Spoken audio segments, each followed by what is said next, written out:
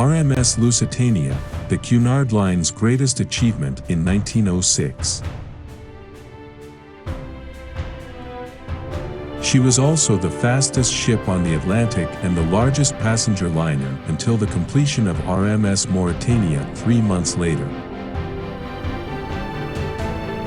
However, Cunard's pride would turn to terror in what was the sinking of the Lusitania on May 7, 1915, killing 1,200 people.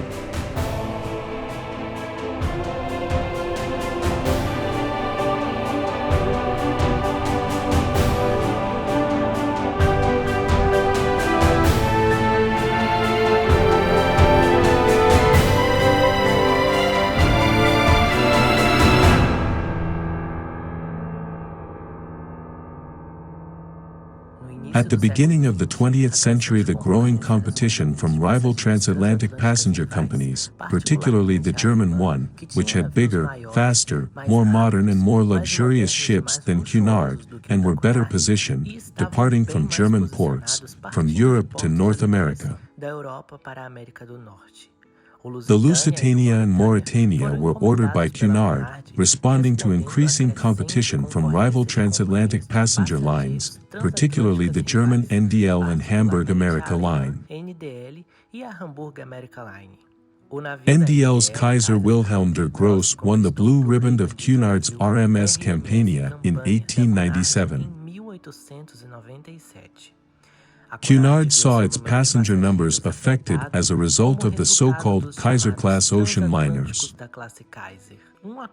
An agreement signed in June 1903 gave Cunard a £2.6 million loan to finance 2 ships.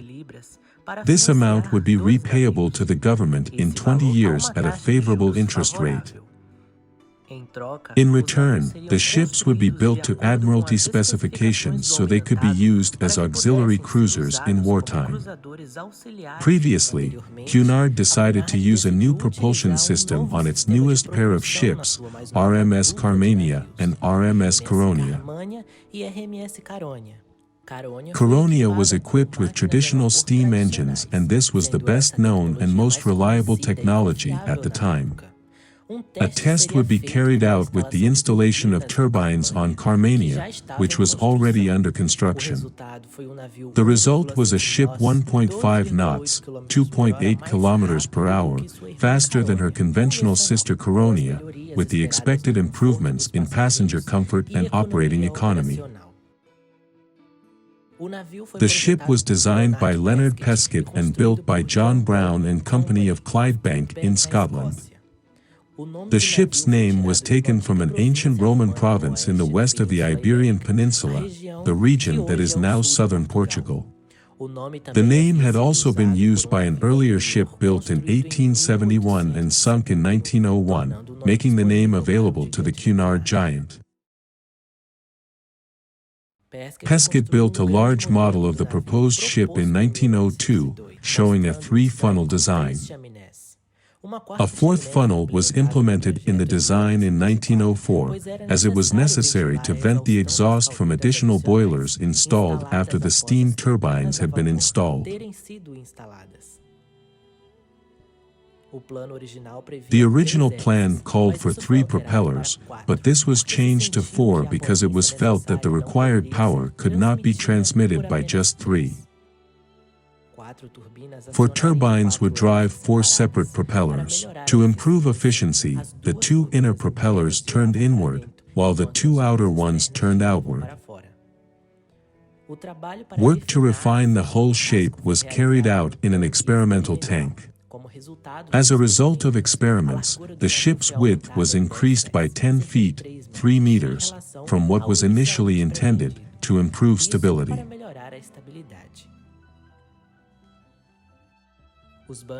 Coal bunkers were placed along the length of the ship outside the boiler rooms, with a large transverse bunker at the front. The coal bunker was considered in this position as it was strategic and provided additional protection to central spaces against attacks, particularly torpedo attacks. The hull space was divided into 12 watertight compartments, 2 of which could be flooded without risk of the ship sinking, connected by 35 hydraulically operated watertight doors. A critical flaw in the arrangement of the watertight compartments was that the sliding doors to the coal bunkers had to be opened to provide a constant supply of coal while the ship was operating, and closing them in emergency conditions could be problematic. The ship had a double bottom with the space between divided into separate waterproof cells. The exceptional height of the ship was due to the 6 passenger accommodation decks above the waterline, compared to the usual 4 decks on existing ships. A high-strength steel was used for the vessel's cladding, as opposed to more conventional mild steel. This allowed for a reduction in sheet thickness, reducing weight but still providing 26% greater strength than otherwise. The plates were held together by triple rows of rivets. 49 separate units powered by electric fans provided 7 complete air changes per hour across the ship via an interconnected system so that individual units could be shut down for maintenance. As built, the ship was in full compliance with the Board of Trade safety regulations, which required 16 lifeboats with a capacity of approximately 1,000 people. Passenger accommodation was 50% larger than any of its competitors. Both Lusitania and Mauritania had a wireless telegraph, electric lighting, electric elevators, luxurious interiors, and a primitive form of air conditioning.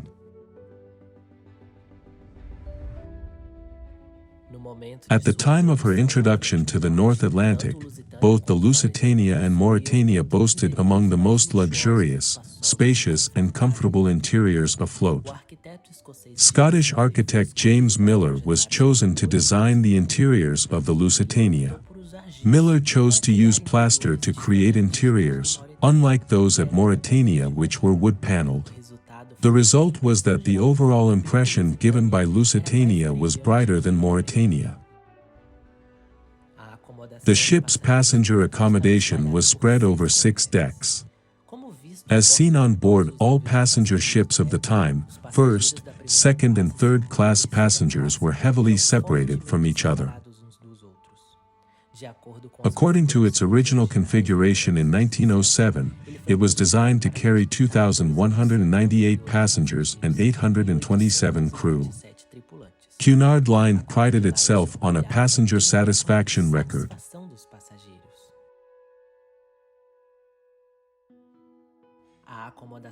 The Lusitania's first-class accommodation was in the center section of the ship, on the 5 upper decks, mainly concentrated between the first and fourth funnels.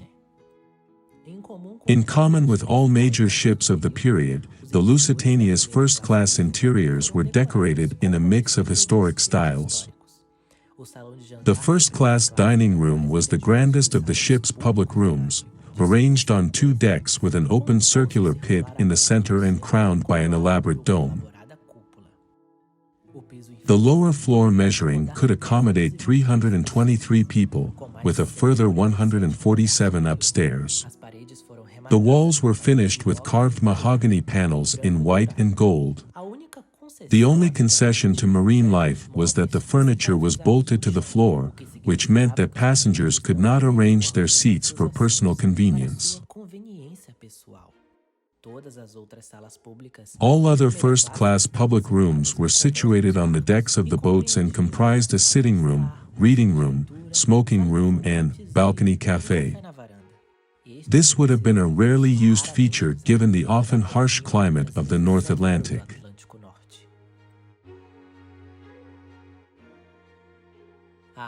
The Lusitania's second-class accommodation was confined aft, behind the aft mast, where accommodation for 460 passengers was located. Second-class public rooms were situated in a separate section of the superstructure just behind the mast. Though smaller and simpler, the design of the dining room reflected the first class, with just 1 floor of eateries under a roof with a smaller dome with a balcony. As seen in first class, the dining room was situated further down the ship, on the saloon deck. The smoking room had mahogany paneling, white plaster ceiling and dome. Second-class passengers received shared but comfortable 2- and 4-berth cabins on the upper and main decks.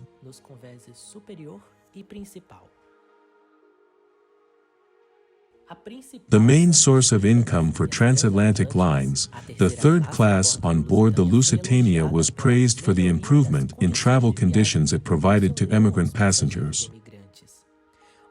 The Lusitania proved to be a very popular ship for immigrants. Prior to Lusitania, third-class accommodation consisted of large open spaces where hundreds of people shared open bunks and hastily built public spaces, often consisting of no more than a small portion of open space on the deck and a few tables built inside their dorms. In an attempt to break this pattern, Cunard Line began designing ships like Lusitania, with more comfortable and dignified third-class accommodation. As with all Cunard passenger ships, the third-class accommodation on board the Lusitania was located at the bow. Compared to other ships of the period, it was very comfortable and spacious. The dining room was at the bow of the ship on the saloon deck, finished in polished pine, as were the other 2 third-class public rooms, being the smoking room and the women's bathroom on the shelter deck.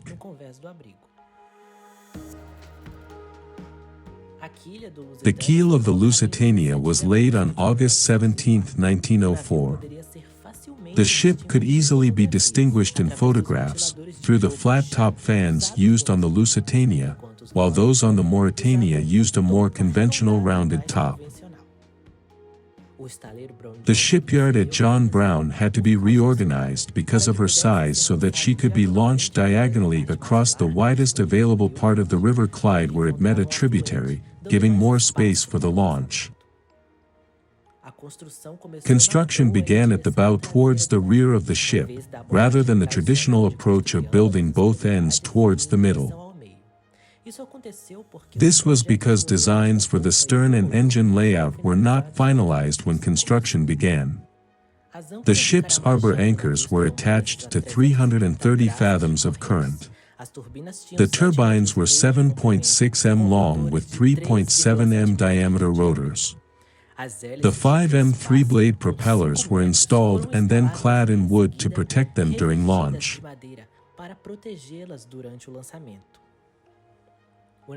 The ship was launched on June 7, 1906, 8 weeks later than planned, due to labor strikes.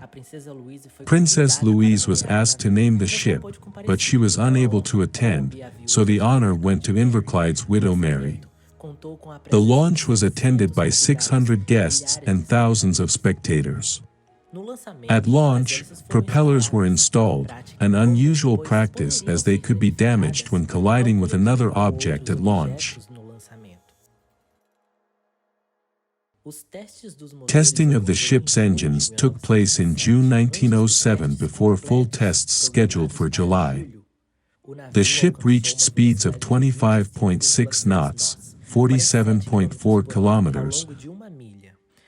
The turbines were running at 194 revolutions per minute. However, at high speeds, it was found that the ship suffered such vibration at the stern as to make second-class accommodation uninhabitable. VIP guests embarked on a 2-day cruise during which the ship was tested in continuous operation at speeds of 15, 18, and 21 knots, but not at full speed. The Lusitania made 4 small trips at 23 and 25 knots. The ship could stop in 4 minutes from 23 knots, then fully reverse. At high speeds, the vibration frequency resonated with the stern of the ship, and making a turn made the situation even worse. The solution was to add internal reinforcement to the stern of the ship, but this required dismantling second-class areas and then rebuilding them. The ship was finally handed over to Cunard on August 26, although the vibration problem was never fully resolved and work on remediation continued throughout her life. The Lusitania did not carry enough lifeboats for all her passengers at the time of her maiden voyage. After the sinking of the Titanic, Lusitania and Mauretania were equipped with more boats, this time enough for all passengers.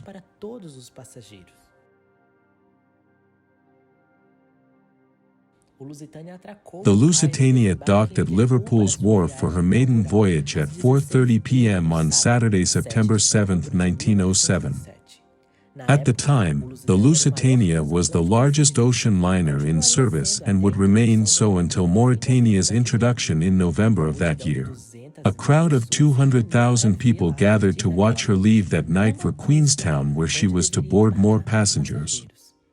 She docked again at Roche's Point, off Queenstown, at 9:20 the next morning, where she was soon joined by RMS Lucania, which she had brought 120 passengers, which would add to those of the Lusitania, bringing her passenger total to 2,320. The Lusitania took a total of 5 days and 54 minutes on her voyage across the Atlantic, even though delayed by a fog. In New York, hundreds of thousands of people gathered on the banks of the Hudson River. The entire NYPD was called in to control the crowd. Since the beginning of the day, 100 horse-drawn taxis had been lining up, ready to pick up passengers. During the week's stay, the ship was made available for guided tours. On Saturday, September 21st, the ship departed on the return journey. On her second voyage with better weather, the ship arrived in a record time of 4 days, 19 hours and 53 minutes. In December 1907, Mauretania entered service and held the record for the fastest crossing. During her 8 years of service, the Lusitania made a total of 201 crossings on the Cunard Line's Liverpool-New York route, carrying a total of 155,795 westbound passengers and another 106,180 eastbound passengers.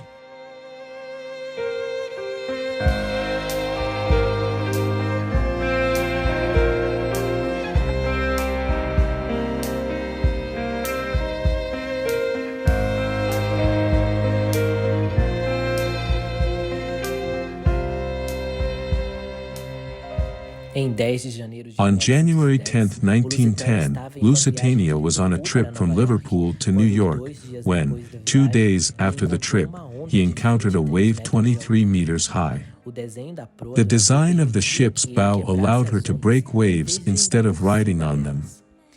This, however, came at a cost, as the wave rolled over the Lusitania's bow and crashed into the bridge. As a result, the forecastle deck was damaged, the bridge windows were broken, the bridge was shifted back a few centimeters, and both the deck and the bridge suffered a permanent depression of a few centimeters. No one was injured, and the Lusitania continued as normal, although arriving a few hours late in New York with some passengers shaken.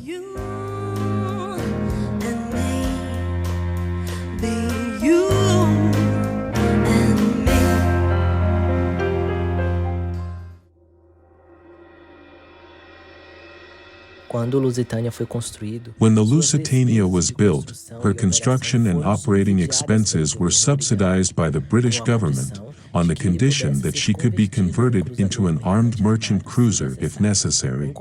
A secret compartment was designed to carry weapons and ammunition. When war was declared, the vessel was requisitioned by the British Admiralty as an armed merchant cruiser. With the outbreak of hostilities, fears for the safety of the Lusitania and other large ocean liners grew. During the ship's first eastward crossing after the start of the war, she was painted in a gray color scheme in an attempt to mask her identity and make her more difficult to detect visually.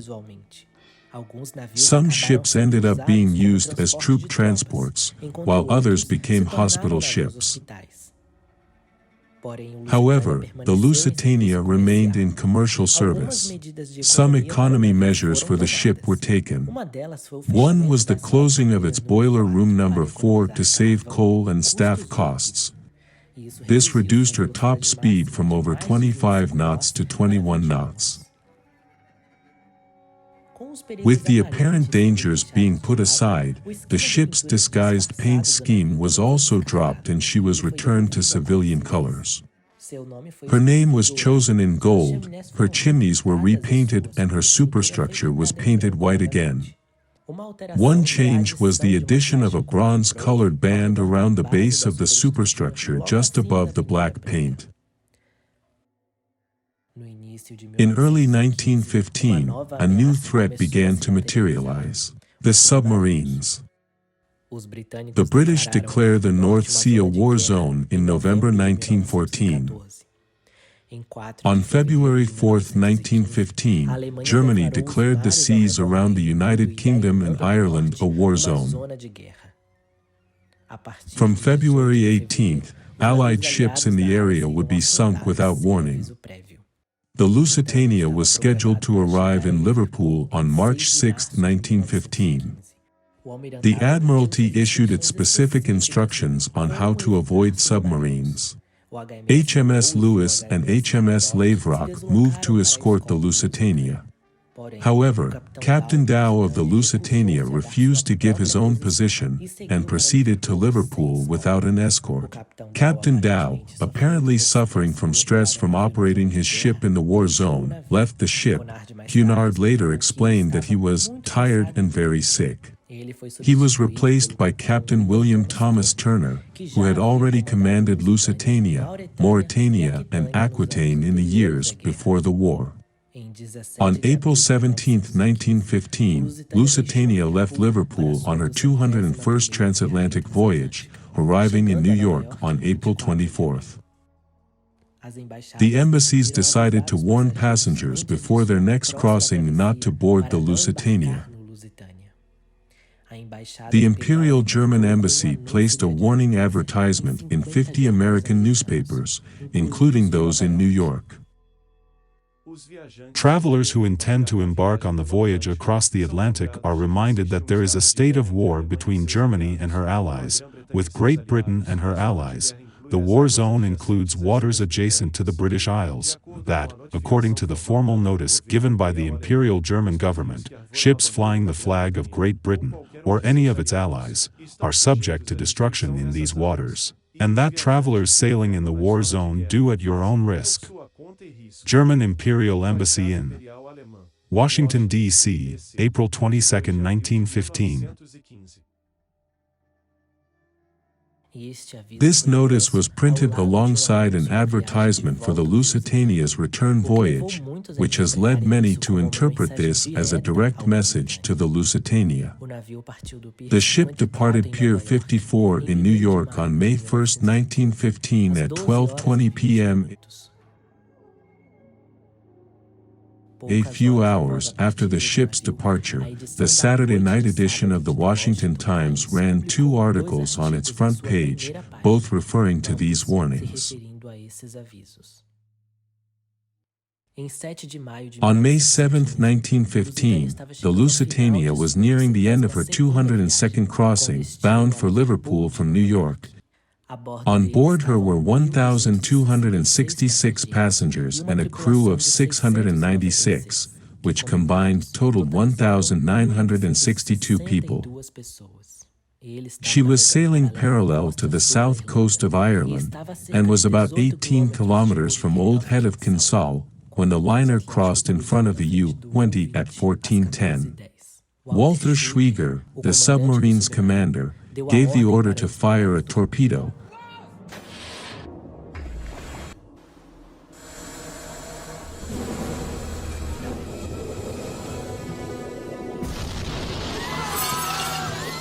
Moments later, a second, even larger explosion erupted from inside the ship's hull, and the ship began to sink much more rapidly, with a strong bank to starboard.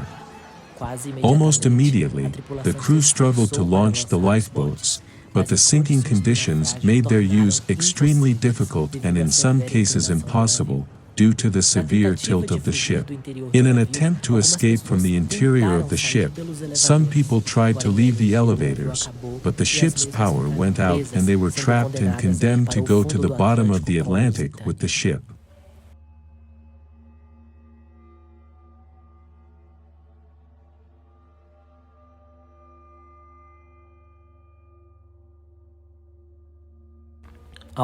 In all, only 6 of the 48 lifeboats were successfully launched, with several more capsizing and breaking down.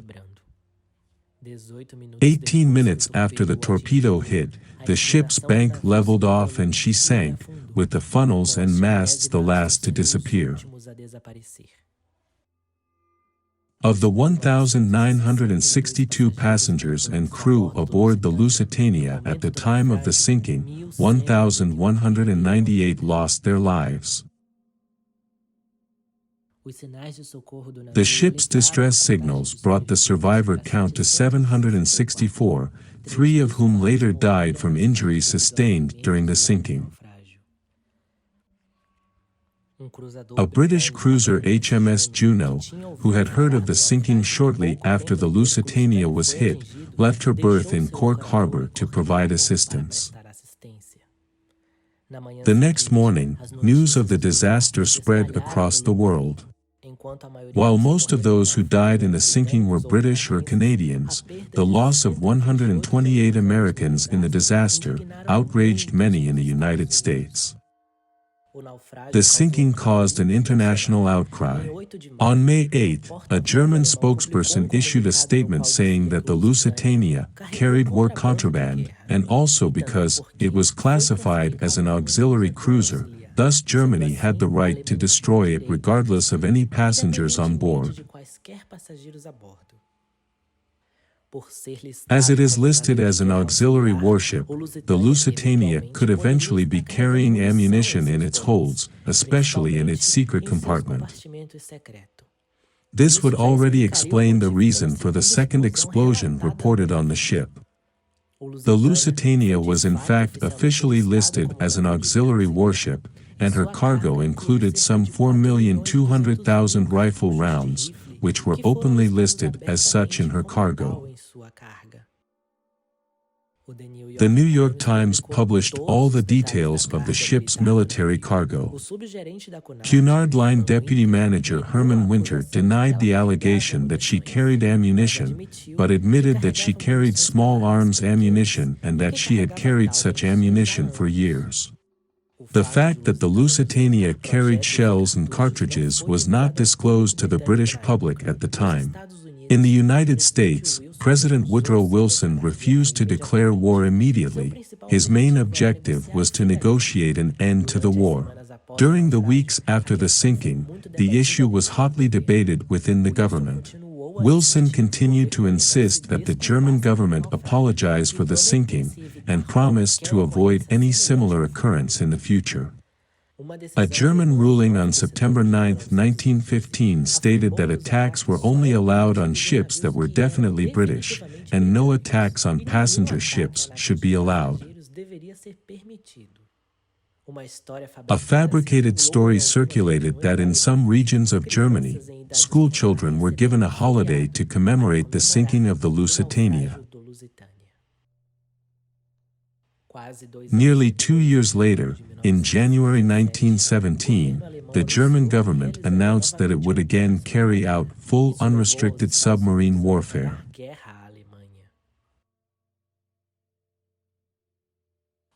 The Lusitania wreck was located on October 6, 1935, 11 miles, 18 kilometers south of the lighthouse at Kinsale.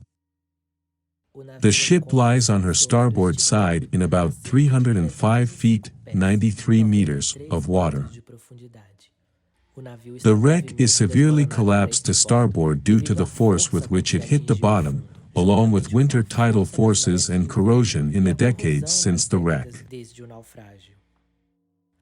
The keel has an unusual curvature that may be related to the lack of strength due to the loss of its superstructure. The wreck was attacked by the Royal Navy during World War II. These attacks may have been accidental, as the wreck would have been recorded on active World War II sonar as a possible U-boat. World War II systems were not as demanding as modern sonar. Part of these attacks on the Lusitania was due to its low depth and a possible rescue of the ammunition that the ship would still store. In 2009, an expedition found unexploded cargo near the wreckage. Professor William Kingston of Trinity College Dublin stated, quotes, "There is no doubt that the Royal Navy and the British government have taken considerable steps over the years to try to prevent whatever may be discovered about the Lusitania." In 1982, several items were recovered from the wreck and brought ashore in the United Kingdom from the Lusitania's cargo.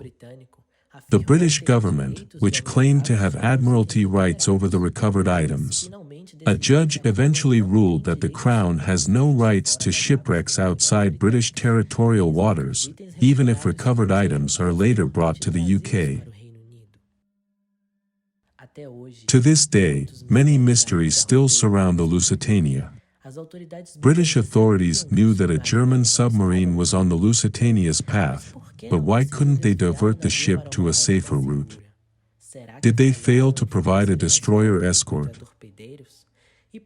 And why did ships slow down in a war zone?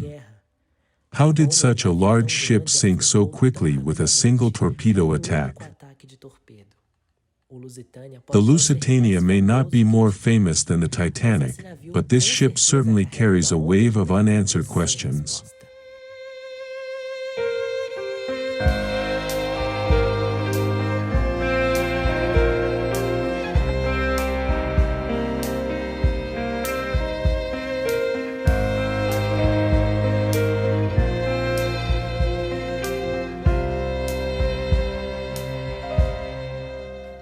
Doesn't hurt me. You wanna feel how it feels. You wanna know that it doesn't hurt. Olá pessoal, Hello everyone. If you like the channel's documentaries and want to continue watching this type of content, help the channel financially by donating any amount through the link in the description or in the pinned comment. In this way it will help to improve the channel's productions. I count on your help for this project. Subscribe to the channel so you don't miss new videos. Thanks for watching.